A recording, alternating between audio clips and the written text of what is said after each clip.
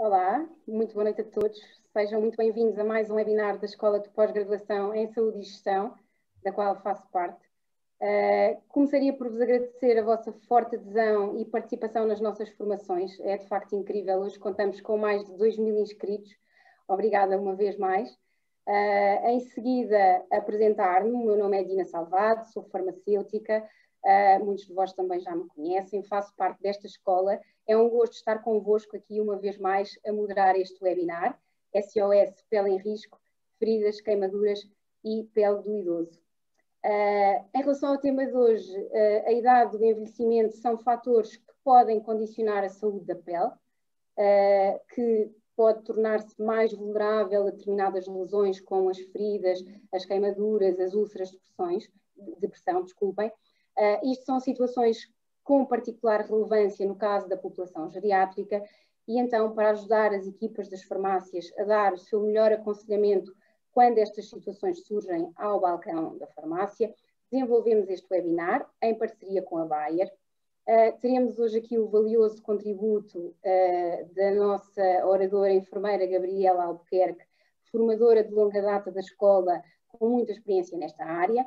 E teremos também a visão da indústria, que nos será dada pela doutora Maria Militão, farmacêutica integrante do Departamento Médico da área de Consumer Healthcare da Bayer, que nos fará aqui um bocadinho a exposição dos produtos que temos à disposição para estas situações.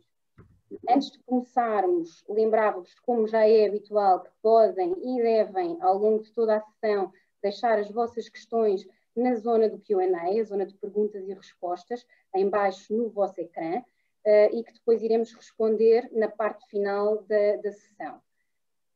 Assim sendo, sem mais delongas, cumprimento então as nossas oradoras. Boa noite, enfermeira Gabriela, boa noite, doutora Maria, muito obrigada pela vossa presença, obrigada pela presença de todos.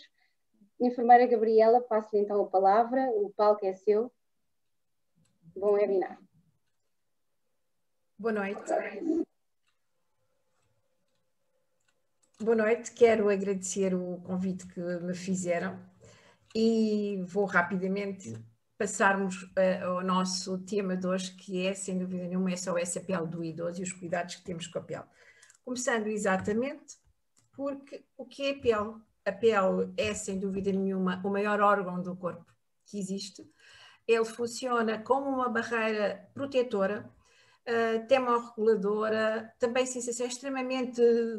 Comunicamos com a pele, o toque é extremamente importante, é algo que cada vez vem a ser mais desenvolvido e, portanto, a nossa pele e o nosso toque é muito importante e onde temos a síntese metabólica. É constituída, portanto, o tecido é denominado tecido do sistema tegumentar, peço desculpa, porquê? Porque tegumentar significa cobertura. E, portanto, ele não é só a pele, mas efetivamente o que tem um fator protetor, todos nós, mas também temos o cabelo, também temos as glândulas, temos as unhas, tudo isso fazem parte do que nós chamamos o tecido tegumentar. E dividimos a pele em 3 camadas. A epiderme, que é a mais sensitiva, a derme, que é a segunda camada, onde já temos algum tecido gordo, e depois a hipoderme, onde temos... e mais pormenorizada, podem ver, as fibras elásticas estão na camada, efetivamente, da derme, e depois a epiderme também temos os vasos sanguíneos e temos o tecido adiposo. Aqui, cuidados com a geriatria. Temos que pensar que todos nós caminhamos para a geriatria e esperemos que todos cheguemos à geriatria. E é extremamente importante que nós comecemos a ter cuidados com a nossa pele antes de lá chegarmos. Porque efetivamente não é isso que acontece, achamos que connosco nada vai acontecer, mas o que é certo é que todos nós envelhecemos e várias alterações vamos tendo. Tornamos-nos já muito mais frágil e vulnerável a qualquer dano que possa aparecer. Enquanto podemos dar uma pancada, enquanto temos 20, 30, 40 anos, aos 60, aos 70, 80, realmente é diferente. A regeneração também já faz muito mais lentamente, a espessura da pele também reduz-se. Uma coisa que as senhoras não gostam muito e aparece muito nas mãos são o aparecimento das manchas nas mãos, que até há quem faça com laser para tirar algumas manchinhas das mãos. Torna-se uma textura ligeiramente mais áspera, translúcida, depende aqui dos cuidados que se têm. Há uma atrofia, há diminuição do colagênio e temos a pele aí mais descaída efetivamente e aparecem-nos as célebres rugas e dobras que ninguém gosta. Umas mais novas, outras com mais idade. Por outro lado, também acontece com a idade, a gente vai perdendo, as glândulas sudoríparas, vão funcionando menos, e se repararem ao longo do tempo, não sei a idade de todos que estamos a assistir, nós vamos transpirando menos ao longo do tempo, alguma coisa boa nisto tudo, mas também ter uma regulação em relação ao calor é diferente, habitualmente as pessoas mais idosas têm muito frio, quando nós já não temos frio, eles têm frio. Como há menos segregação de gordura, portanto, as glândulas sebáceas deixam de funcionar da mesma forma, porque tudo realmente funciona muito mais lentamente, a pele fica mais seca. A pele, ao ficar mais seca, portanto, o que é que acontece? Há mais facilidade em fazer qualquer tipo de lesão. Há a diminuição da espessura dos vasos sanguíneos pelas placas de ateroma que se vão colocando ao longo do tempo e também os capilares tornam-se mais frágeis e é mais fácil de haver derrames, alguns hematomas da pele que anteriormente efetivamente não havia. Há fatores, nisto há fatores internos os quais nós não podemos, quer dizer, mexer muito. A nossa genética é uma das coisas principais e que valida muitas das coisas e altera imensas coisas. Mas também temos as reações metabólicas e a produção hormonal de cada um também, por vezes, difere de pessoa para pessoa. Depois temos os fatores externos, que aí nós poderemos ter e temos e devemos ter cuidados que nem sempre temos. Um deles é a exposição solar, outro deles são os nossos hábitos alimentares, o tipo de medicamentos que por vezes temos que usar, mas outros não são necessários de usar e usam-se indiscriminadamente, e o célebre tabaco, que para além de fazer mal à pele, destrói o pulmão. Muito importante, e aqui não é só no idoso, apesar de estarmos a falar, não é só no idoso, todos nós, é extremamente importante a higienização da pele e secar bem a pele e hidratá-la. Eu falo por mim, porque efetivamente eu tenho uma pele atópica, seca e ducho todos os dias, agora a hidratação já é outra conversa. Porque dá trabalho, porque não tínhamos tempo e ao longo do tempo estas coisas depois vão se refletir. Por outro lado, com a idade, por vezes as pessoas alteram um pouco os hábitos de higiene. O tomar banho todos os dias, que é excelente, porque é uma altura ótima para se ver se há alguma lesão na pele, se há alguma mancha, se há alguma vermelhidão que não era habitual, se há um eritema, é extremamente importante e o banho é de eleição, por eleição, a melhor forma. Tomar banho com água morna, nunca água muito quente, porque seca muito mais a pele. Claro que recomendamos sempre, é extremamente importante utilizarmos, e isso é a recomendação de todos nós, um pH neutro nos produtos de limpeza para não haver qualquer tipo de intercorrência. E, claro, que não se esfrega a pele, não é? Não se esfrega, se tiver suja, lava-se, mas não se esfrega. Hidratar, extremamente importante. Hidratar a pele, utilizem o que vos sentir, com que se sintam bem efetivamente quando colocam, que é extremamente importante nós sentirmos bem com o que estamos a colocar na pele. Temos que fazer movimentos de preferência circulares, sempre de forma ascendente, nos idosos, sobretudo por causa até de edemas e porque passam também muito tempo sentados, há maior facilidade de edemas, movimentos suaves e o creme tem que ser absorvido na totalidade. Quer usem creme, quer usem uma loção, quer usem o óleo, seja o que for, tem que ser absorvido na totalidade. Por outro lado, também temos que ter muita atenção às proeminências ósseas. Porque facilmente, e se não forem bem hidratadas e se ficarem mais vermelhas, e nós quando fazemos uma massagem circular estamos a estimular a circulação. Como já dissemos anteriormente, pele limpa e seca, especial atenção à região perianal. E a região perianal, nós estamos só a falar de pessoas, os que têm incontinência de urina e incontinência de fezes, se estão acamados há situações que se resolvem, portanto nós temos as fraldas, temos, e eu costumo sempre, se houver capacidade também económica das pessoas, que hoje em dia é muito importante, utilizar o sistema dry, porque às vezes até já chegou à altura de ver pessoas que achavam que as fraldas podiam ser lavadas, vejam, portanto, às vezes, a desinformação que há. Há situações, efetivamente, de lesões que chegam a determinado ponto que as pessoas, a algalição já é algo comum, mas já tive situações, um exemplo, em que se fez uma colostomia provisória para se conseguir tratar, efetivamente, uma ferida na região sacrococcígea. Tudo isto pode ser, efetivamente, evitado. Por outro lado, cuidados com o sol, e com eles mais do que nunca, e é muito comum avisar, não está sol, não preciso pôr um protetor solar.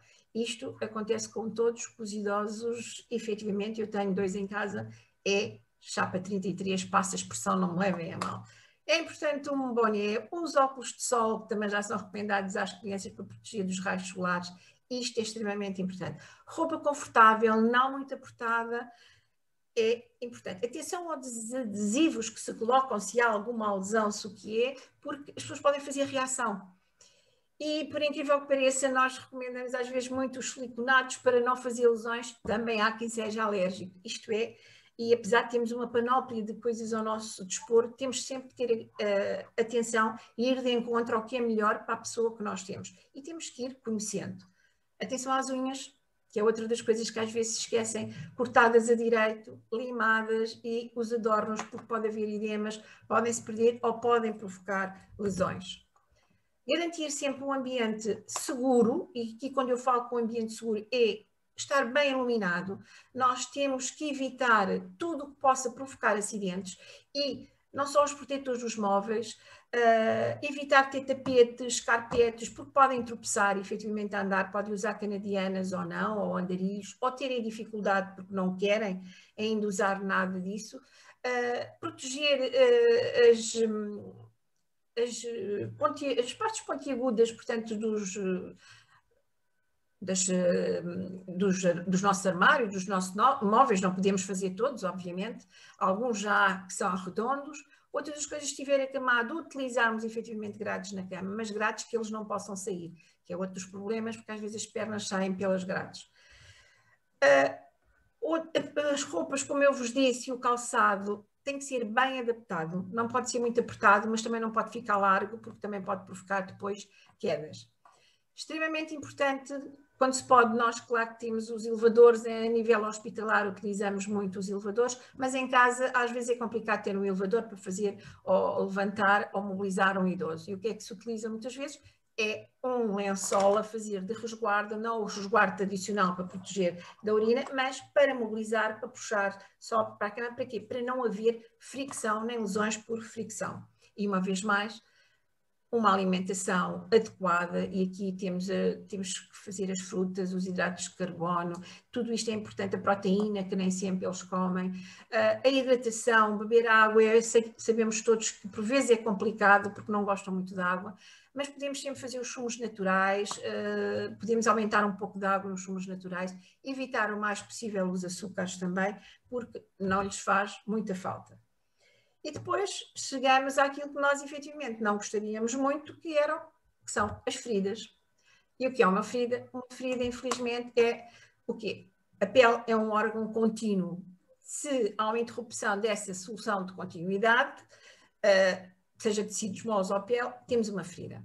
E, de acordo com as características da ferida, a profundidade, e assim nós temos que agir em conformidade.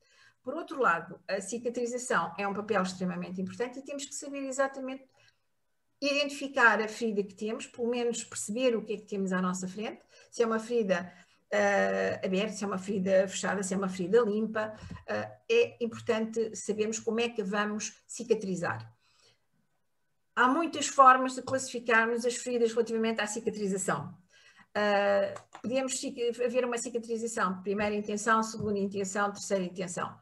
Terceira intenção, a mais comum que a maior parte dos profissionais, infelizmente, sabemos, são as úlceras de pressão, que acontecem mais do que nós gostaríamos.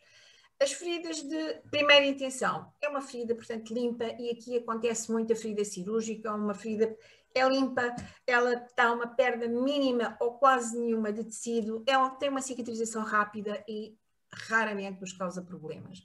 As de segunda intenção, aqui já temos algumas perdas de tecido, efetivamente, são feridas que estão abertas, expostas, a cicatrização já é mais lenta, e dou-vos um exemplo de que é comum e nós utilizamos muito em cicatrização por segunda intenção, algo que todos nós conhecemos, que são os sílons pilonidalis, ou, portanto, mais conhecidos pelos quistos dermoides. Para quê? Porque isto são cirurgias de repetição e, ao cicatrizarmos por segunda intenção, nós vemos a camadinha de granulação, que é mesmo grânulos, a contratabilidade do próprio tecido e depois a reepitelização, e garantimos que não vai voltar a haver. Também podemos classificá-las, cá está, agudas, quando acontece, pode ser um acidente, portanto, e que nós podemos nos cortar em casa quando estamos a fazer algo, e são feridas que, portanto, se tratam rapidamente e cicatrizam rapidamente. Mas também temos aquelas crónicas, e aí temos, por vezes, as úlceras de pressão, ou não, ou úlcera diabética, ou pé diabético, que demoram muitas vezes semanas, meses, anos, e as pessoas às vezes vivem a vida delas desta forma. Feridas cirúrgicas, todos nós conhecemos, essas são intencionais, não fazemos porque queremos.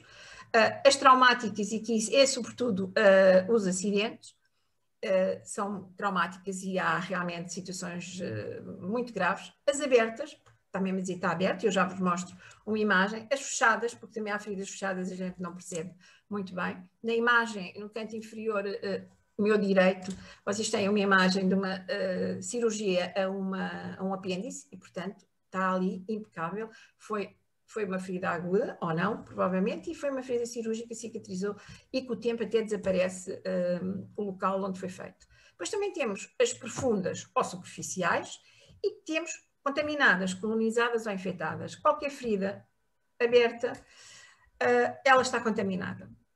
Se não for tratada, ela evolui para a colonização e pode ou não chegar a ficar a ferida infectada. Um exemplo cá está de uma ferida aberta.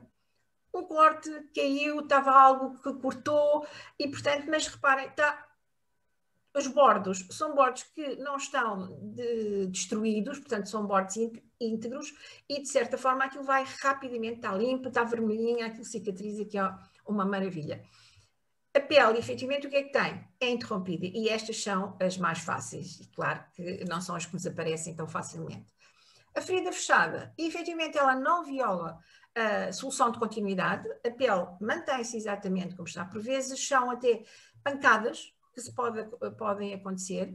A pessoa pode, eventualmente, isto já ocorreu, uma queda abrupta, cai, não faz lesão, faz um hematoma, por exemplo, mas esse hematoma pode efetivamente a coloração de desaparecer na pele, mas o hematoma fica dentro da pele, e por vezes fica dentro dos tecidos, e por vezes tem que ser drenado. Mas o mais conhecido das feridas fechadas são as fraturas ósseas. Há quem nunca tenha tido, há outros que têm tido, mas são algumas das conhecidas e mais fáceis de identificar. Temos as superficiais. Caímos, fizemos uma escoriaçãozinha, uma ferida por abrasão. Eu, infelizmente, o ferro para mim é tiro e queda quase sempre. Toco o vapor do ferro, por exemplo, às vezes a ponta do ferro sem querer. Isto são feridas superficiais que não nos dão grandes dores de cabeça. Depois temos também, e temos que ter atenção às traumáticas, as queimaduras químicas, que são um problema, e temos que ter sempre atenção se há exudado em qualquer escoriação ou em qualquer ferida. E o cheiro, que é outra das coisas que temos sempre que ter muita atenção. Isto é para passarmos e falarmos muito rápido, todos nós praticamente sabemos. Sinais clínicos de uma ferida infectada. Tem alteração da cor, tem odor, tem ou não tem líquido. Leucocitose só se fizer análise, obviamente, mas são os sinais característicos, efetivamente, de uma ferida infectada. Muitas vezes começa por ficar ruborizada, há aumento ou não da temperatura corporal, mas localmente aumentou a temperatura, está com edema, e vamos ver se tem ou não conteúdo. Conteúdo líquido, que nós chamamos de exudado, pode ser pus ou não. Fatores que podem predispor a que uma ferida que inicialmente é simples e ela pode se tornar realmente uma ferida infectada. Os corticoides, as idades extremas, as crianças pequenas ou os idosos, a obesidade, os doentes diabéticos, uma pessoa que esteja desnutrida, cirurgias muito longas, há cirurgias que duram 12 horas, 16 horas, portanto há mais risco de infectado porque está mais exposto. Os utentes imunodeprimidos e Claro, temos os doentes que são submetidos a terapias para tratamento do cancro, e aqui temos não só as quimioterapias, como as radioterapias. E entramos nas queimaduras. Infelizmente, acontece mais do que aquilo que nós pensamos, das formas mais variadas, e por muita informação que se dê e que se transmita às pessoas, infelizmente ainda temos erros crassos e graves, situações graves que nos acontecem e nos aparecem todos os dias.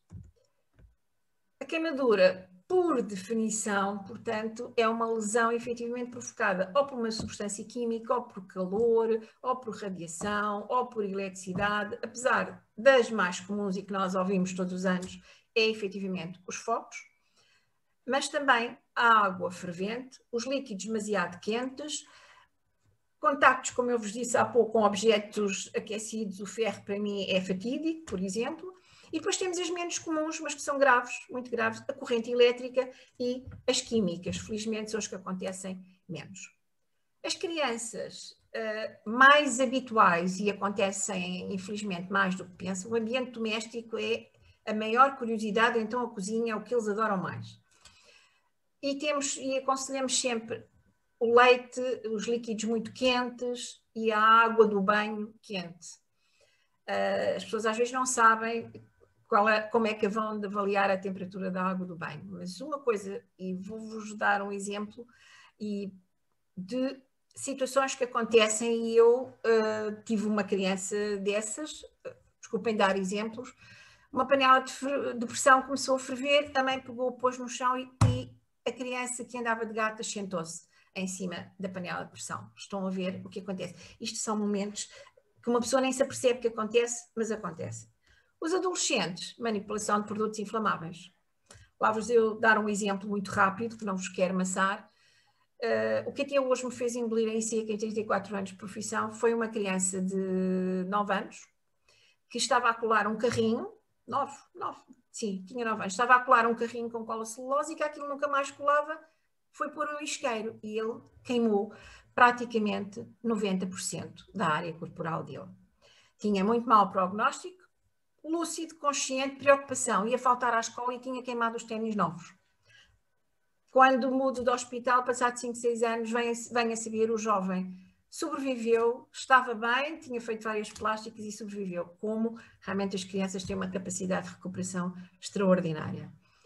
Nos adultos, já temos aqui mais, efetivamente, os fogos e os acidentes de trabalho. O que os idosos também temos muito atenção e aparece, são os sacos de água quente. Não podem ser colocados diretamente na pele, tem que ser sempre por cima de um cobertor ou de um lençol, porque tocam na pele e eles fazem queimaduras que chegam a necrose. As queimaduras nós classificamos como as térmicas, as químicas, elétricas por radiação ou outro tipo de queimaduras, mas estas são as mais comuns.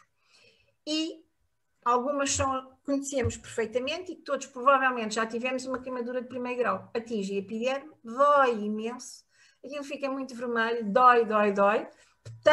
Não provoca efetivamente alterações hemodinâmicas e o melhor que se tem a fazer é pôr debaixo d'água e deixar a água, e inicialmente dói, mas deixar a água correr para arrefecer, que é extremamente importante deixarmos que queimamos, é preciso arrefecer. E arrefecer não é com vinho, não é com manteiga, não é com mais nada, é com água. Deixar arrefecer. Depois temos as queimaduras de segundo grau, que já vão atingir a epiderme e a derme, e aqui caracterizam-se como o mais característico numa queimadura de segundo grau, para além da dor que se mantém, é o aparecimento da bolha de água, que é a flictena. E aqui a coloração da flictena diz-nos se é uma queimadura de primeiro grau, se é de segundo grau. Se temos uma flictena, uma bolhinha que está rosada, é superficial. Mas se não arrefecermos, e ela vai se tornar, vai ter outra coloração e vai ficar branqueável, vai ficar esbranquiçada, e aí já temos uma queimadura de segundo grau. Nunca furar uma flictena, se faz favor, porque é absorvido. Deve ser arrefecido e é absorvido. Terceiro grau, há uma destruição completa dos tecidos, são as que efetivamente por vezes chega a queimar músculos e ossos, há uma destruição total da derme e da epiderme e são as que não dão dores, só nos dão muitas dores de cabeça, sobretudo aos profissionais, e é extremamente delicado. a nível hospitalar, muitas vezes, para fazer os tratamentos, faz sedação ou têm que ir ao bloco operatório para fazerem os tratamentos adequados. Rapidamente, portanto, só para termos uma ideia, nós às vezes classificamos por área corporal queimada, a queimadura menor, um segundo grau inferior a 15% e o terceiro grau inferior a 2%, uma queimadura grave e das mais graves, por exemplo, que não se vêem, nós não vemos uma queimadura respiratória, porque inala-se, não se sabe, e quando é inalado os pulmões queimam e pode não ter corporalmente grande queimadura, mas se fez grande inalação de fumo ou de fogo ou quente, queima completamente esófago, pulmão e realmente a pessoa não resiste. Está também associada a face, o períneo, as mãos, é algo que tem uma contabilização grande e é extremamente complicada. E depois, pronto, as crianças e os idosos temos que os considerar sempre como uma queimadura grave, até a forma como vamos tratar, porque são idades que nos dão muitos problemas e mais dificuldade em tratá-los. Os agentes causais, é importante, e nós sabemos a lesão, o que provocou a queimadura, para assim nós termos um diagnóstico e sabemos o tratamento adequado que devemos fazer. A profundidade, a localização, a extensão, a idade da pessoa, cá está, a inalação, que é extremamente importante, e cá temos se a pessoa depois que tipo de patologia é que tem.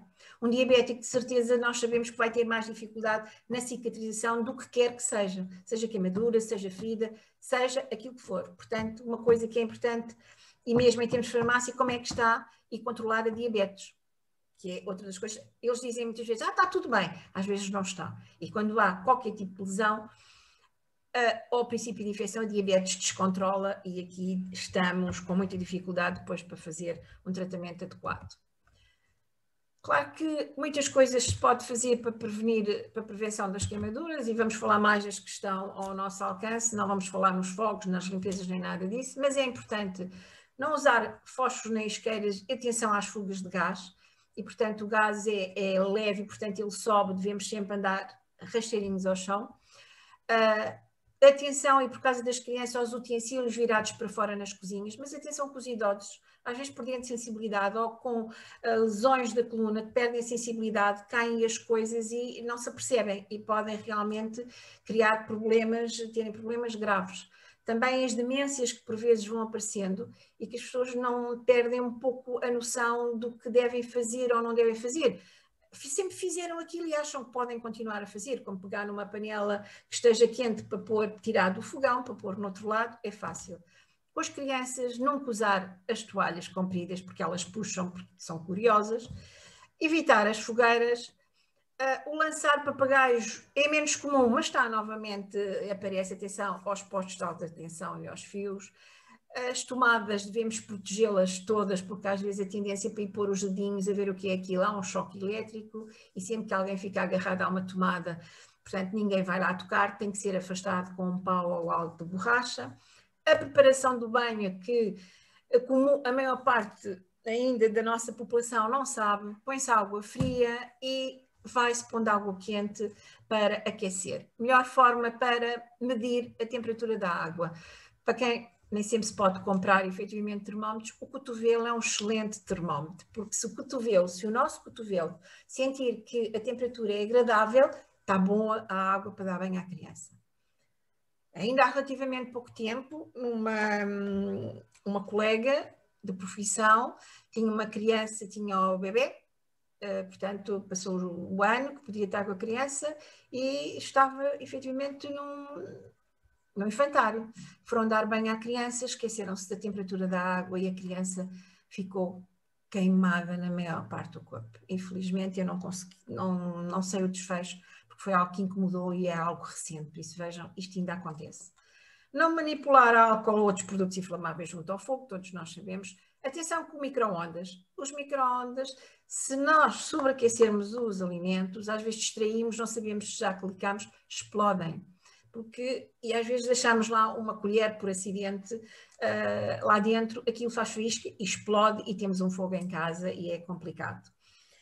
E depois temos os acidentes de trabalho. Nem sempre os protetores existentes nos locais de trabalho são os ideais e os mais portanto, adequados. Eu fiz um curso de acidentes para prevenção a nível hospitalar de evacuação. É um horror o peso dos fatos que os nossos bombeiros usam, e por vezes eles têm que comprar os que são mais leves. Mas também nos locais de trabalho não são tão friendly como isso às vezes o material, ou nem sempre é o adaptado. E isto leva a descuidos e efetivamente a acidentes. E vamos às nossas úlceras de pressão. O meu dia-a-dia, agora um bocadinho menos, porque, pronto, mas é uma dor de cabeça para todos nós e todos podemos ter, atenção. Nós é que mais novos ainda sentimos e, portanto, vamos aliviando a pressão de um lado ou do outro se temos que passar muitas horas sentados. A úlcera de pressão, está-se mesmo a dizer, portanto, é uma lesão que está associada a uma pressão, ou é uma pressão muito forte durante pouco tempo, ou também pode ser uma pressão durante muito tempo no espaço e não ser uma pressão tão grande como isso. Mas porquê a pressão? Porque esta pressão deixa de haver aporte sanguíneo adequado. Há aporte sanguíneo inadequado, portanto, reduz-se, não só o sangue que não chega suficientemente lá, mas também não chega o oxigênio para oxigenar as células. Portanto, isto é uma pescadinha de rabo na boca. Portanto, a falta ou a dificuldade ou deficiente aporte de fluxo sanguíneo vai dar a que haja uma isquemia desses tecidos e, portanto, temos aí logo uma zona de pressão, começa por ser hipermeável, portanto, vermelhinha, mas que facilmente, se não aliviarmos a pressão, ela vai se tornar branca e já sabemos que branca nós vamos ter uma lesão por baixo. Pontos mais comuns das úlceras de pressão, porque às vezes, e o que acontece é, temos uma pessoa deitada, acamada, ela está deitada e depois a gente levanta e senta. E, portanto, mantemos, como podem ver no slide, zonas de pressão que se mantêm. Então, os calcanhares, sacrococcígeas, a tuberosidade isquiáticas é comum, porque não se pode passar de levantar para sentar. E nem todos podem comprar material, efetivamente, para aliviar a pressão. É importante sabermos a fisiopatologia, lá está a dimensão, a profundidade, depois onde é que ela está colocada, como é que é, se olharmos a ferida, se já está aberta, como é que é olhar para lá, se tem uma ferida ainda vermelhada, se está branca, se já está aberta, se está amarelo, se está preto, como é que está, extremamente importante. Cá está. Uma nota que vocês veem aí, tem imagens elucidativas que realmente o ideal é não haver qualquer tipo de pressão e temos o aporte ótimo, mas também temos uma pressão de baixa intensidade durante um longo período de tempo, ou o contrário, uma pressão de elevada intensidade e num curto período de tempo, e o efeito e o resultado é exatamente o mesmo. Os fundos da úlcera, portanto, dão-nos e dizem-nos que produto é que também nós devemos usar.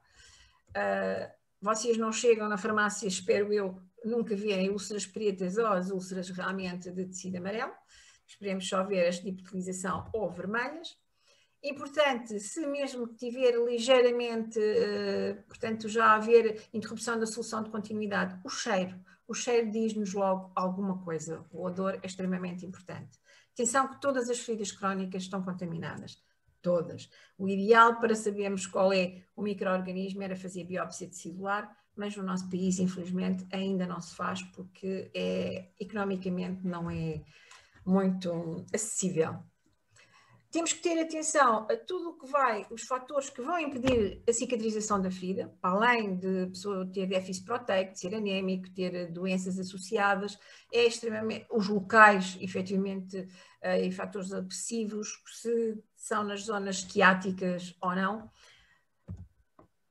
E temos aqui, porque por incrível que pareça, as úlceras de pressão têm os mesmos graus, grau 1, 2 e 3. Realmente as queimaduras a gente diz grau 1, grau 2, grau 3. Nas úlceras de pressão a gente diz estadio 1, portanto é um eritema, portanto não há interrupção da continuidade da pele, está vermelhinho, excelente, mas temos que atuar para não evoluir para um estádio 2, em que já começa a haver uma perda superficial, efetivamente, e já começa a atingir a derme, para além da epiderme, e portanto vai ficar esbranquiçada, tem uma ligeira escoriação, e isto, digo-vos, às vezes é 2 dias e temos uma ferida no estadio 3 rapidamente. Então, se é uma pessoa que usa fralda, que está acamada, rapidamente, nós de um dia para o outro, se faz uma ferida de estadio 3. E há, por vezes, chegam a situações em que, como podem ver, que há destruição completa de todos os tecidos, do osso e suportes, e é nestas situações que, por vezes, se virmos que há viabilidade ainda, portanto, da constituição do utente, que se faz uma ostomia, uma colostomia, de eliminação e uma alveolação para se poder tratar. E, por vezes, trata-se, felizmente. Como é que se prevenir? Uma boa hidratação, obviamente. Uma alimentação adequada, que nem sempre é possível, e por vezes as pessoas cada vez têm mais dificuldades económicas, é possível, mas é importante dizer, não é a quantidade, mas a qualidade. Pode-se comer pouquinho de cada, que já nos vai melhorar. Alternar, se for uma pessoa acamada, alternar de cúbitos, podem ser 2 em 2, 3 em 3, isto é variável consoante. Quando mudamos um de cúbito, vermos como é que está a pessoa. E o que já falámos, a higienização, limpar, secar e hidratar, sobretudo as zonas de maior secura e de contacto.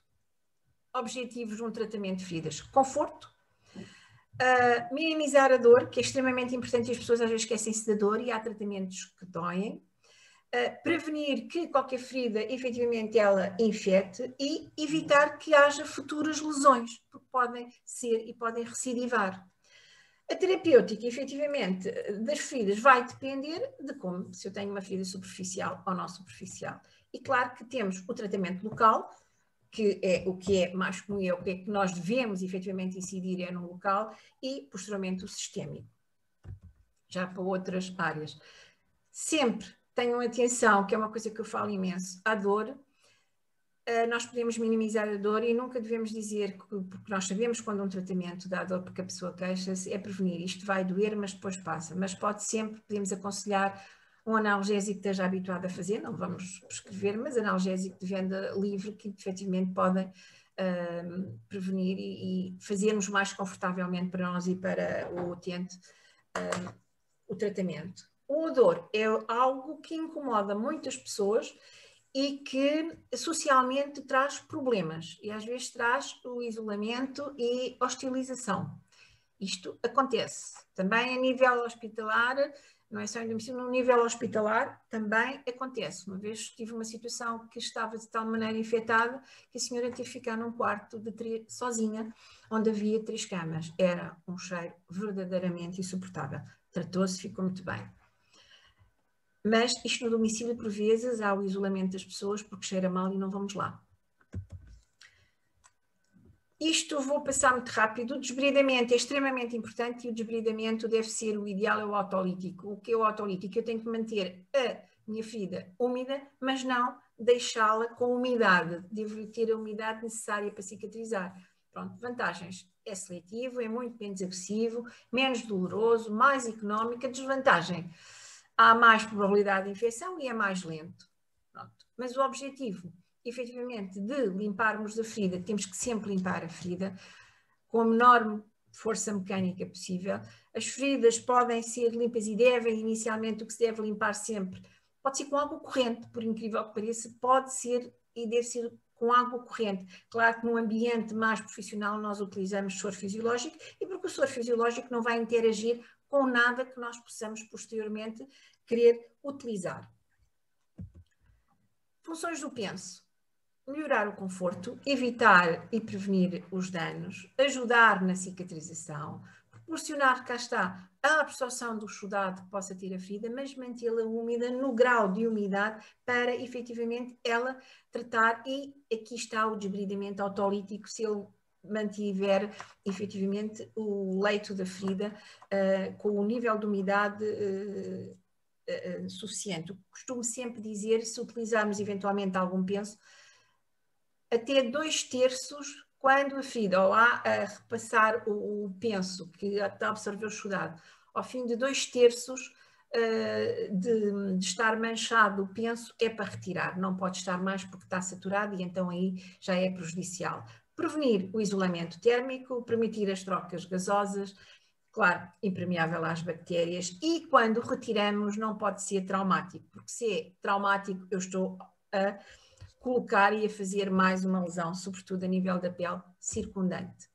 Cá está, limpeza e irrigação, sempre soro fisiológico ou água corrente, um chuveirinho, porque já tive situações dessa, um chuveiro é ótimo para limpar e fazer remoção. Claro, isto é sempre feito suavemente, sempre de cima para baixo, do centro para a periferia, para não infectar. O ideal deve ser de temperatura, e como é que é? 37 graus seria o ideal, mas como é que nós fazemos isso? Podemos aquecer nas nossas mãos. Nós utilizamos muito mais, por vezes, choros fisiológicos de 100 ou de 50. Nas nossas mãos, se friccionarmos um bocadinho, aquece e está à temperatura ambiente e, portanto, não há tanto contraste. Por isso é que na queimadura, quando nós pomos debaixo d'água, que deve ser à temperatura ambiente, ela inicialmente, nós não vamos pôr lá 37 graus, ela vai um bocadinho mais fria, daí que há uma ligeira dor. Mas depois passa, daí é uma forma rápida de nós podermos, efetivamente, aquecer um bocadinho o soro e ficar mais confortável. São mais ou menos, em termos de consumo que já falámos, os fatores de risco aos intrínsecos, obviamente, a idade, o estado nutricional, as patologias associadas, efetivamente, se é um doente cardíaco, se é um doente DPOC, com problemas respiratórios, um doente diabético, os doentes imunossuprimidos, logo isto é mais complicado. O contexto psicossocial que eu vos falei há pouco relativamente aos odores, isso é muito complicado. Depois há os extrínsecos que nós podemos controlar efetivamente com os nossos hábitos de vida, o tipo de medicação, mas também há aquelas situações derivadas de doenças que aqui nas radiações, quando falo, estou a pensar não só nas radiações do sol, mas sobretudo também nas radiações das radioterapias que provocam queimaduras graves, e hoje em dia há imensa coisa e não há necessidade de a pessoa passar por queimaduras. E os cuidados inadequados. Depois, a ferida tem que ter uma boa irrigação sanguínea. Automaticamente, se tem uma boa irrigação sanguínea, tem uma boa oxigenação dos tecidos, tem menos oscilações de temperatura, boa hidratação, evitar o stress mecânico, e isto tudo o que é que vai fazer? Que nós não temos uma ferida infectada, que é o que todos nós pretendemos. Bem-aja pela vossa presença e espero ter ajudado de alguma forma. Obrigada, muito obrigada, enfermeira Gabriela, pela excelente exposição. Acho que ficaram aqui dicas bem importantes para os colegas das farmácias poderem realmente ajudar nestas situações que infelizmente vão surgindo. Eu passava agora então a palavra à doutora Maria Militão. Boa noite, Maria, força.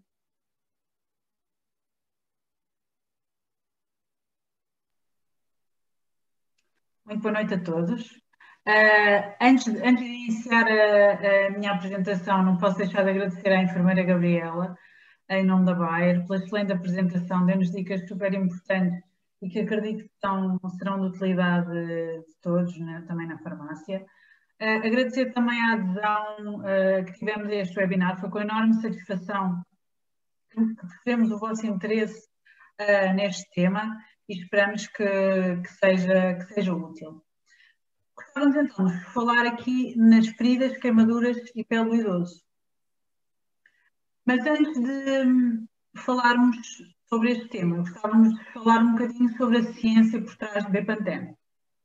E aparece-nos aqui esta imagem deste cientista, de Roger Williams, que no fundo foi quem descobriu o ácido pantoténico, que todos conhecemos, se calhar mais associado aos suplementos vitamínicos, como a vitamina B5, uma vitamina do complexo B, mas cedo se percebeu que tinha também um efeito muito importante na estimulação da proliferação celular, o ácido pantoténico. É essencial ao funcionamento da pele e é muito importante. Percebeu-se rapidamente que quando temos lesões da pele ou distúrbios na sua função, como a enfermeira Gabriela nos deu inúmeros exemplos durante a sua apresentação, que as necessidades de ácido pantoténico são aumentadas. O que acontece é que o ácido pantoténico não só não tem grande estabilidade para a aplicação tópica, nem tem uma ótima penetração na pele. E, portanto, o que se pensou, o que a Bayer também pensou, sabendo da importância do ácido pantoténico, era inventar ou descobrir uma maneira de como é que nós conseguimos ajudar a pele nessa cicatrização. E por isso utilizamos o dexpantenol que no fundo é um precursor do ácido pantoténico, que vai ser quimicamente mais estável e, portanto, mais rapidamente absorvido pela pele. O dexpandenol vai então penetrar na nossa pele, transformar-se em vitamina B5, o ácido pantoténico, que vai ser uma ferramenta importante e essencial na regeneração da nossa pele. O dexpandenol é então o nosso ingrediente estrela em Bepanthen. Bepanthen está há mais de 75 anos a cuidar da pele dos nossos utentes. A primeira fórmula com dexpandenol foi o Bepanthen pomada, o produto mais antigo, e a utilização de dexpandenol em formulações de aplicação tópica passou a ser muitíssimo frequente na área da dermatologia e do cuidado da pele. O que sabemos é que vários estudos confirmam este potencial de hidratação, mas também no reforço da barreira cutânea das fórmulas com esta substância. Previne então a irritação e estimula a cicatrização. Sabemos então da importância do dexpandenol, mas o que tentámos fazer também foi estudar os nossos produtos e tentar ao máximo desenvolver as nossas fórmulas para ir de encontro às necessidades dos nossos utentes. Os nossos produtos são muitíssimo estudados, têm base científica, temos inúmeros estudos nas feridas, nas cicatrizações, em áreas como a dermatite atópica, a pele das mães e dos bebés também, a pele seca e também noutras áreas. Acredito que seja do conhecimento de todos a larga gama de Bepanthen. Antes de avançarmos para a minha apresentação, gostava muito de fazer uma pergunta. Pedi então que lançassem a pergunta, um bocadinho para perceber também de que maneira é que, ao balcão da farmácia, cuidam das feridas dos vossos utentes. E a nossa pergunta que gostávamos de saber é, ao balcão da farmácia, o utente pede um produto para tratar feridas. Usualmente, que produto é que costuma aconselhar? Um spray, um som desinfetante, creme cicatrizante, ambos, ou um produto que tenha estas duas características? E então, para votarem, qual é que é o mais habitual na vossa prática diária? Damos aqui um bocadinho para ter as respostas.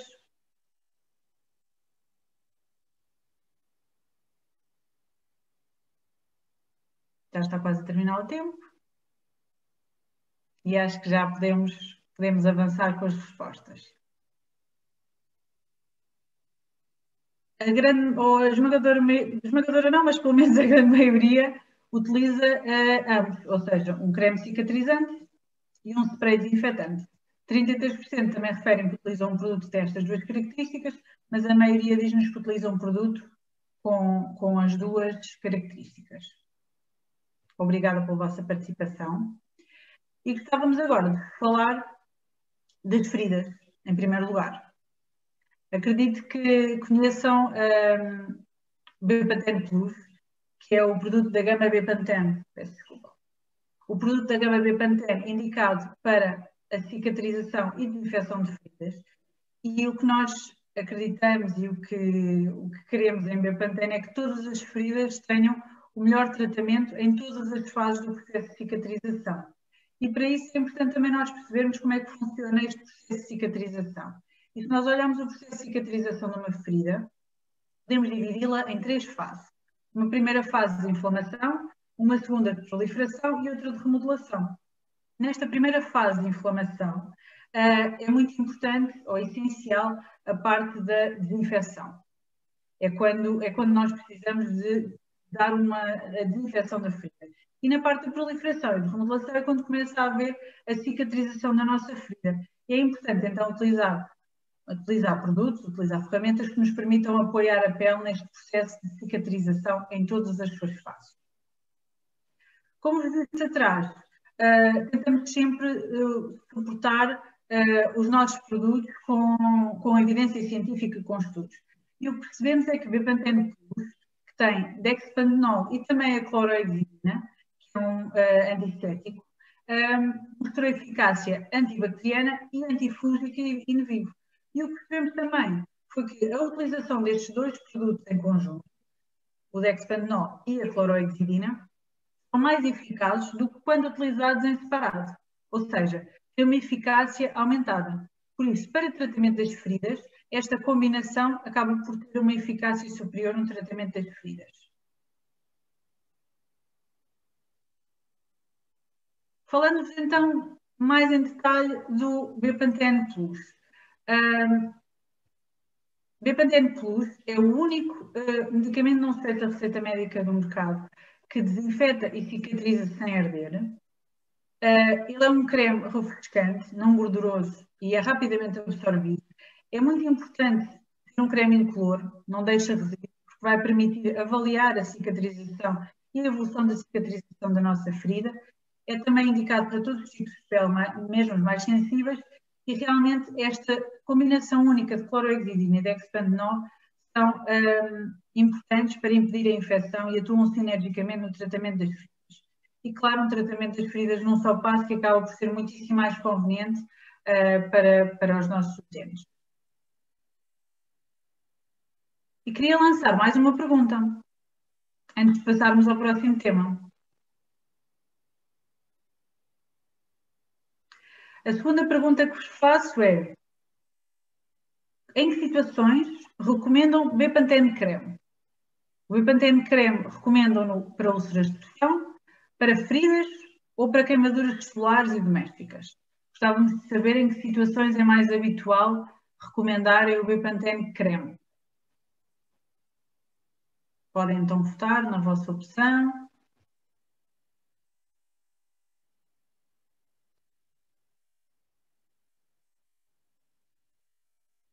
Já ficam a perceber qual é que é o tema que vos vamos falar a seguir?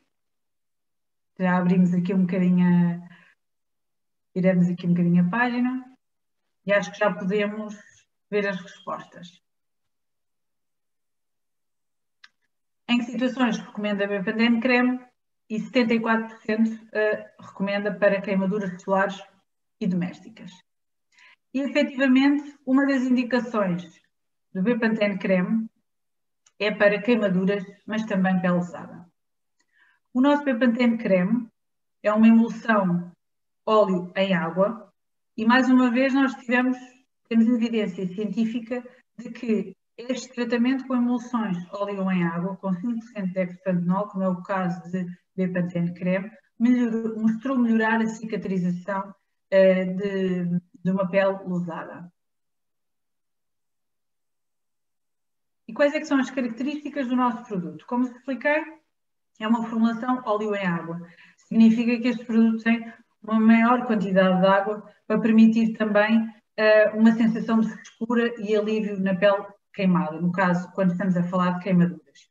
Tem 5% de dexpandenol, como acontece também no Bepantene Plus creme que falámos, tem uma textura fluida e suave que acalma a pele e permite também uma rápida absorção e penetração na pele, e tem também uma ação cicatrizante e regeneradora, porque tem também o nosso dexpandenol, que vai ser o nosso ingrediente estrela e que vai permitir ajudar a cicatrização da pele desde o interior.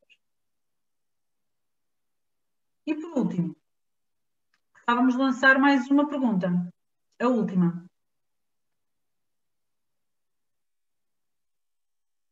Já deve estar quase a aparecer. Gostávamos de perguntar também aqui um bocadinho como mote ao nosso próximo produto. Em que situações costumam recomendar o Bepantene pomada? Úlceras de pressão, feridas, queimaduras solares e domésticas.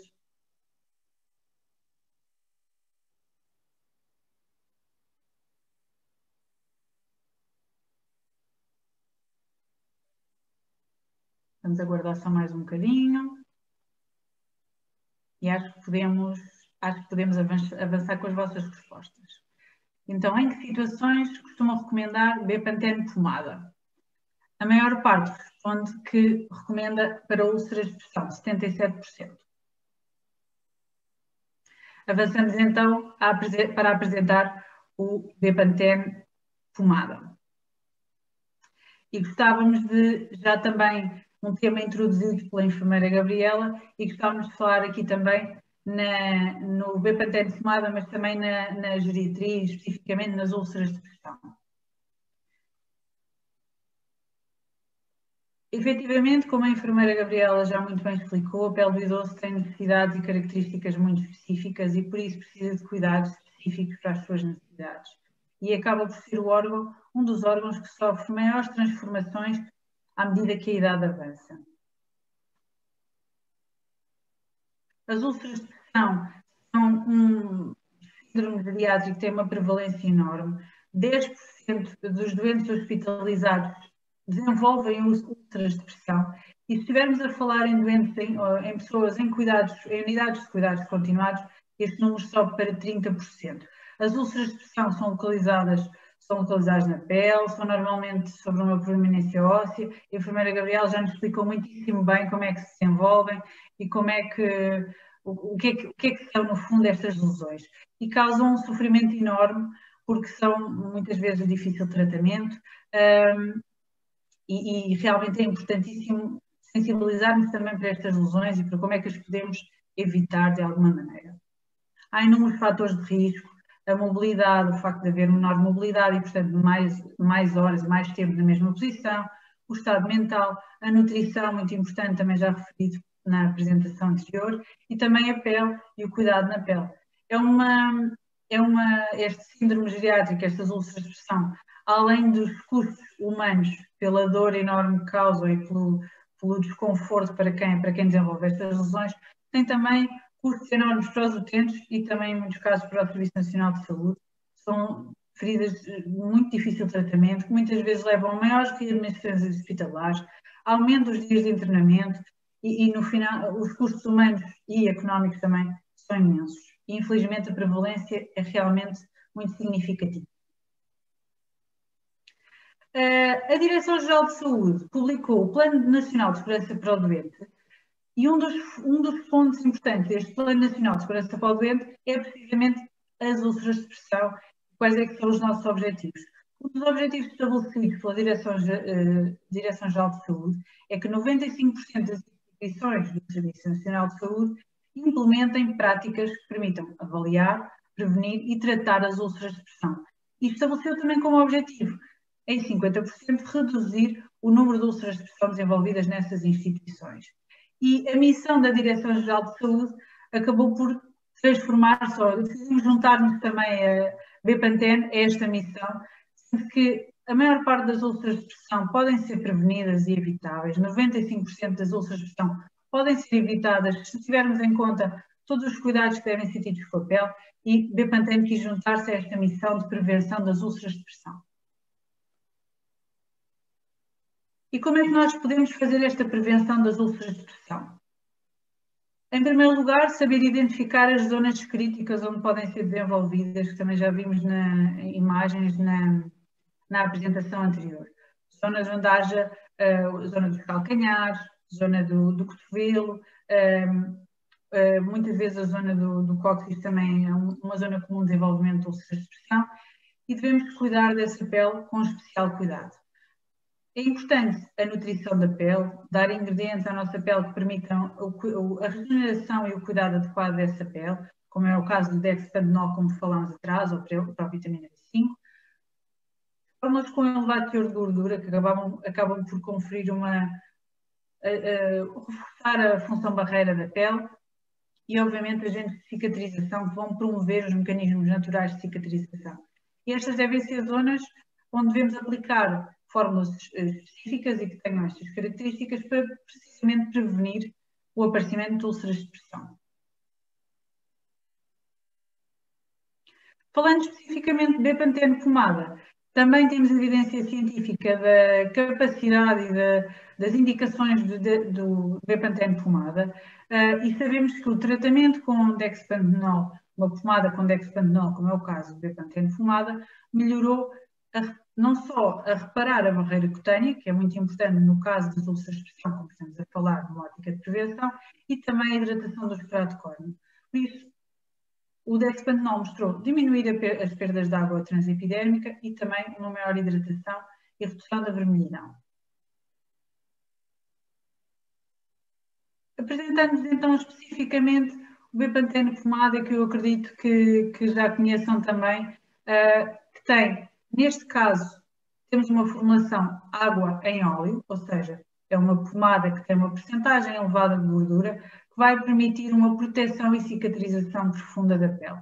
Ela está indicada para úlceras de pressão, mas também para feridas e inflamação dos mamilos, para pele e lábios secos e irritados, no fundo para zonas que estejam fragilizadas e com segurança extrema. Se olharmos para a nossa fórmula, mais de 70% da nossa fórmula tem um teor lipídico, ou seja, é efetivamente água e óleo com uma elevada percentagem de lípidos. Em resumo, e falando um bocadinho dos 3 produtos que vos apresentámos aqui hoje, temos o Bepantene Plus, que tem indicação para a cicatrização e a desinfecção de feridas. É o único que desinfeta e cicatriza sem arder. Está indicado para feridas ligeiras e também para tatuagens. No caso do Bepantene Creme, temos especificamente para queimaduras e irritações da pele, tem indicação para queimaduras domésticas, queimaduras musculares, irritações da pele, e o Bepantene Pomada, que é esta formulação então rica em lipídios, que tem indicação no eritema, gretas ou lesões da pele, especificamente nas úlceras de pressão, numa ótica de prevenção, e que vai proteger, cicatrizar e tratar a pele com lesões, com eritema ou gretas. Passo a palavra à doutora Dina. Espero que tenha sido útil a apresentação e se calhar agora deixamos espaço para ouvir as vossas questões. Obrigada.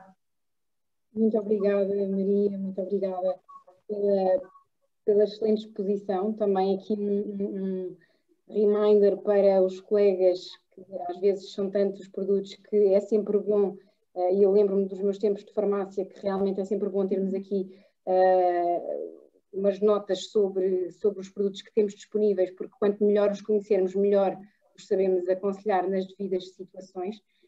Nós temos aqui muitas perguntas.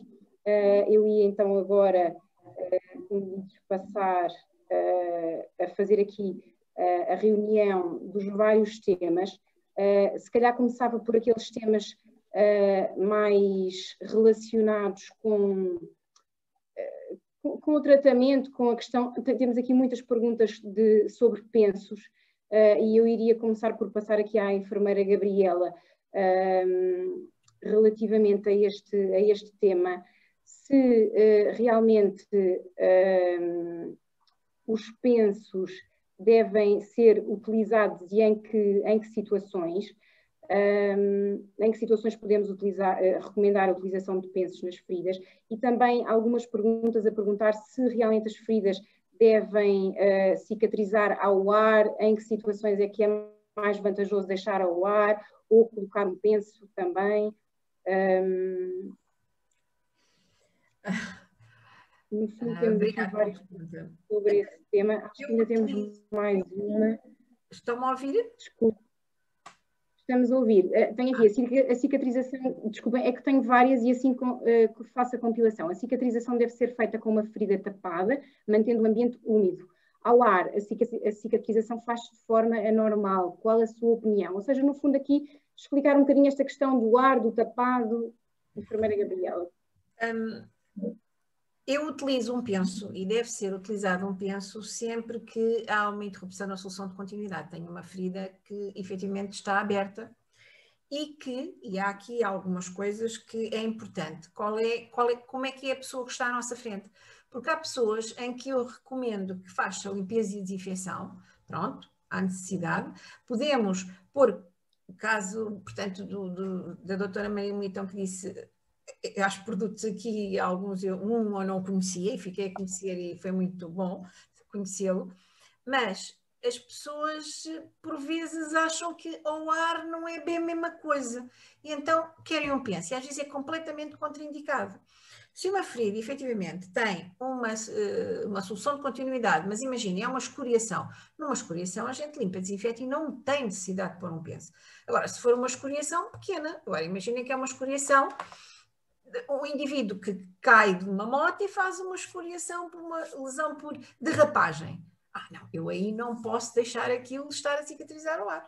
De maneira nenhuma, tenho que efetivamente fazer uma limpeza e desinfecção, mas eu tenho que proteger do ambiente.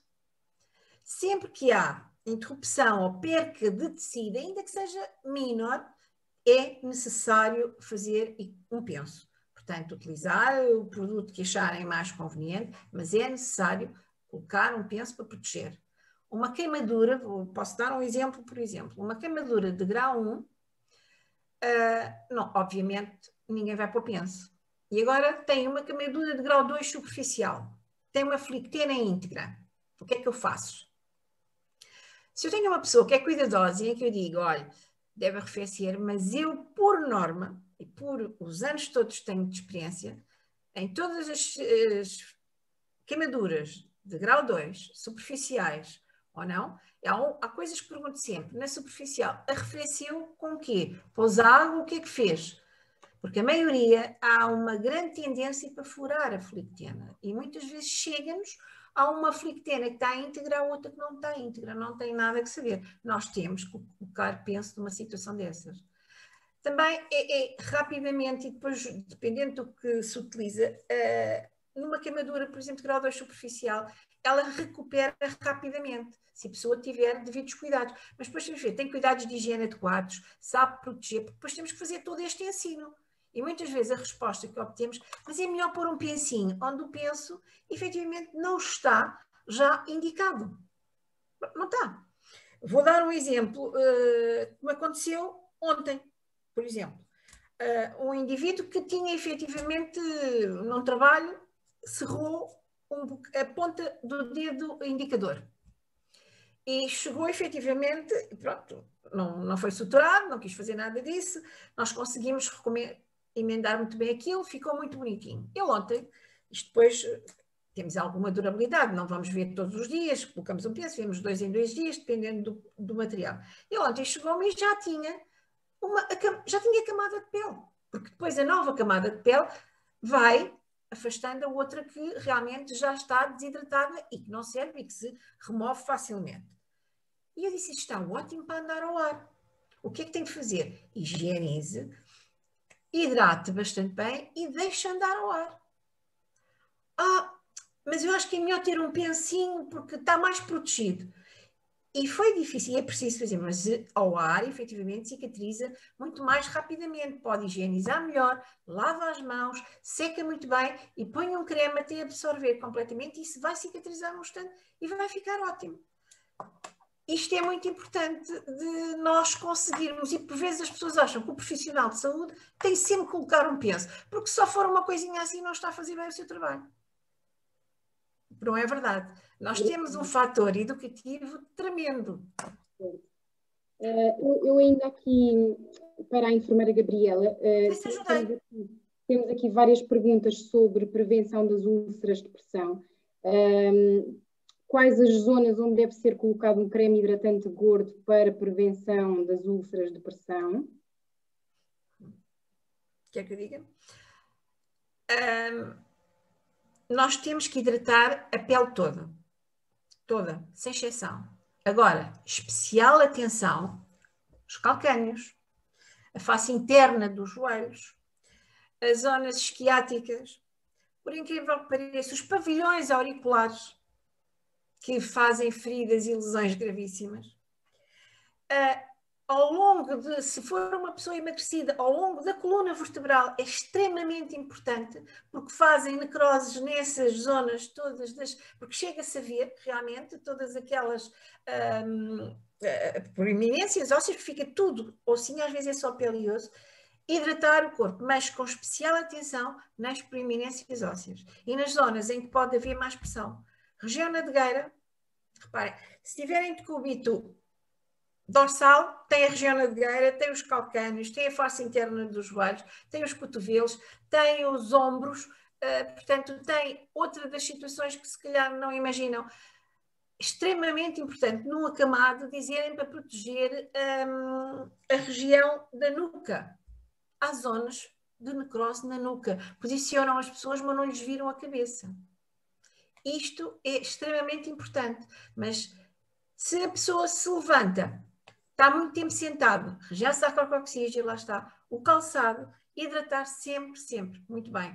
Os pés, muito importante, os calcânios, porque fazem sempre mais pressão, mas atenção aos pés, porque então se temos uma pessoa que nós sabemos que é diabética, muitas vezes não sente que tem alguma pedrinha no sapato, ou alguma coisa, ou uma unha mal cortada, infeta assim, no ápice. E é extremamente importante hidratar para que não haja... Se a pele está bem hidratada, a pele corre muito menos riscos de ter lesões. Desde que as pessoas sejam cuidadosas, obviamente. Muito menos riscos. Mas é imprescindível sempre criar-se o hábito de ser hidratar todo o corpo e especial atenção para as proeminências ósseas e para as zonas em que as pessoas fazem mais pressão. Obrigada. Eu agora passava aqui algumas perguntas para a doutora Maria, porque são perguntas também muito especificamente relacionadas com, por um lado, com situações específicas e, por outro lado, com produtos específicos. Muitas perguntas aqui sobre a questão das tatuagens. Se realmente o Bepantene Plus, a clorohexidina não altera a cor da tatuagem, como dizem geralmente os tatuadores, as pessoas ficam muito inseguras e ao balcão da farmácia acabam por não saber, os colegas acabam por não saber o que recomendar, e no fundo é essa a principal questão, é com a coloração, mas também se é adequado para tratar a pele sujeita a uma agressão desse tipo. Sim. Efetivamente, o Bepantene, o Plus e o pomada, nós recomendamos também para o tratamento da fase inicial da tatuagem. Quando nós, no dia da tatuagem, ou nos primeiros dias, no fundo a tatuagem acaba por ser uma ferida, porque estivemos a criar quase uma lesão na nossa pele, não é? E, portanto, acaba por precisar dos cuidados que uma ferida superficial precisa. Precisa de desinfecção, precisa do suporte na cicatrização e regeneração da pele. E, portanto, nos primeiros dias em que essa ferida está aberta, digamos assim, ou está mais exposta, a recomendação é Bepantene Plus, porque tem a clorohexidina que vai conferir a desinfecção da ferida. E numa fase em que essa ferida já começa, já passamos aquela primeira fase que mostrei atrás no gráfico da evolução da ferida, em que já só precisamos de um suporte na hidratação e na reestruturação celular, aí já faz sentido uma pomada com maior porcentagem de gordura e que vai ajudar e vai suportar nessa cicatrização, como é o caso da Bepantene pomada.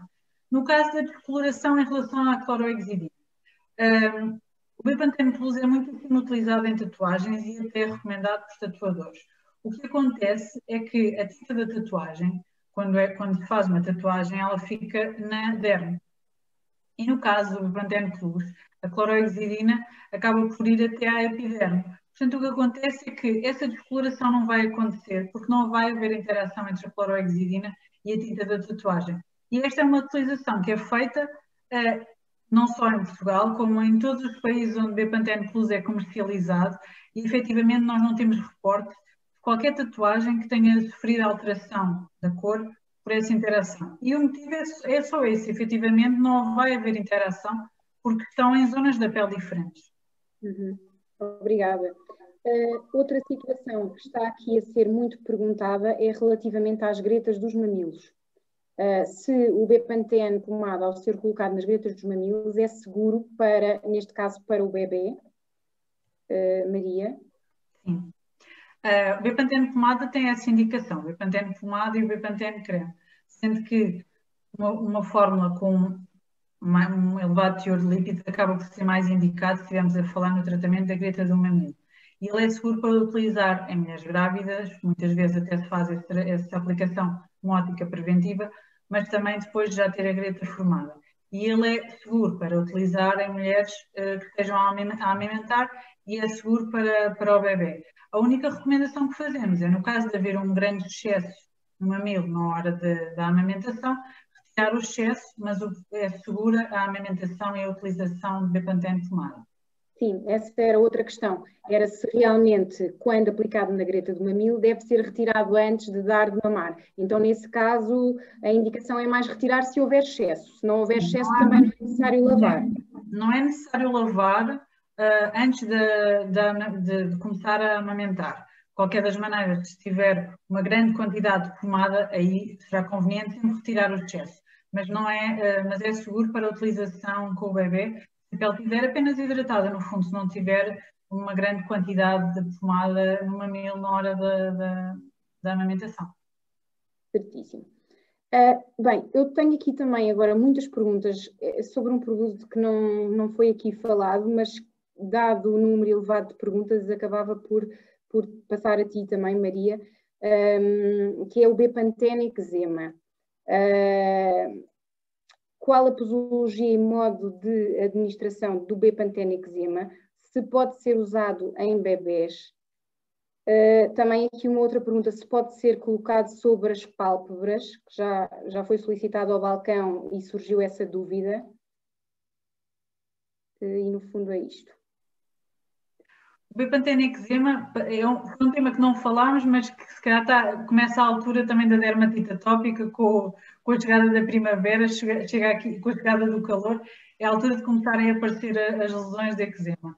O Bepantene eczema é um produto especificamente desenvolvido e indicado para aliviar e tratar as lesões de eczema. Ou seja, se aparecer uma lesão na pele, ele aplicando o Bepantene eczema, vai aliviar a comichão e a vermelhidão. É um produto sem cortisona, por isso não tem limite de utilização ao longo do dia e pode utilizar sempre que haja necessidade, quando há necessidade de coçar, quando a pele começa a ficar lesada. E o principal objetivo é começar a aplicar quando percebemos que a lesão vai acontecer. Não deixar arrastar demasiado, porque depois acabamos por desenvolver uma ferida com uma gravidade muito maior, que muitas vezes até requer idas ao dermatologista. Portanto, o ideal é ter quase como SOS, e quem tem a pele atópica e desenvolve lesões de eczema consegue identificar aqueles primeiros sinais e, portanto, o ideal é começar a tratar logo quando começa a identificar esses sinais. Em relação à utilização em bebés, pode ser utilizado em bebés. Ele pode ser também utilizado nas pálpebras, apenas cuidado para não colocar produto dentro do olho, mas tem indicação para aplicar nas pálpebras também. Acho que respondi a tudo. Sim, acho que sim, acho que sim. Eu também estou aqui a tentar compilar. São realmente muitas perguntas. Pois é, temos muitas questões. Desculpem também a minha demora, mas realmente são muitas e para não repetir, estou aqui a tentar também compilar. Uma pergunta aqui relativamente a tratamentos de radioterapia, se o Bepantene creme é adequado após um tratamento de radioterapia. Aqui pergunto às duas, quem quiser responder. A enfermeira Gabriela também referiu os tratamentos. É importante porque o problema da radioterapia é que ela incide localmente. Se efetivamente o produto utilizado ou não utilizar produto, ela irradia, portanto, ela espalha e, portanto, não faz só, realmente faz o tratamento naquele local, mas ela depois prolifera para a zona circundante. Efetivamente, e temos no mercado, e eu estou interessada também em saber qual é que aconselha mais, porque é extremamente importante a radiação ser só naquele local e só naquele local, não efetivamente para a região circundante. Sim, em relação ao produto Bepantene que nós indicamos para as queimaduras de radioterapia, no fundo, é uma queimadura que muitas vezes nem é uma queimadura superficial, quando se trata de... Exatamente, quando se trata de muitas sessões de radioterapia, muitas vezes vemos uma pele com lesões muitas vezes graves. O Bepantene, o indicado para as queimaduras, será o Bepantene creme, porque tem uma elevada porcentagem de água, que além de ter o dexpantanol que vai ajudar na cicatrização, vai também ajudar a aliviar o desconforto de uma queimadura e também ajudar a promover a hidratação dessa pele. Por isso esse será o mais indicado para... E depois não só por isso, se nós pensarmos, por exemplo, num creme gordo, vai ser muito mais difícil de espalhar. Se nós estivermos a falar numa pele usada, a facilidade em espalhar parece que não é quase não é importante, mas é muito importante para o utente, porque vai aliviar, não vai agredir a pele e por isso acaba por ser o mais indicado também por esse motivo. Só acrescentar, não só no local onde vai incidir a radioterapia, porque há pessoas que fazem 50, 60 tratamentos, mas toda a zona circundante. Por exemplo, os tumores do cólon, por exemplo, ou do reto, em que se faz, portanto, toda a região nadegueira deve-se utilizar o creme porque fica protegido. Eu aqui aproveitava até para lançar uma outra questão que está aqui, que é a apresentação de Bepantene pode ser utilizada em mucosas ou na região perianal? Pode, sim. Pode ser aplicada na região perianal, sim. E mucosas também. Ora.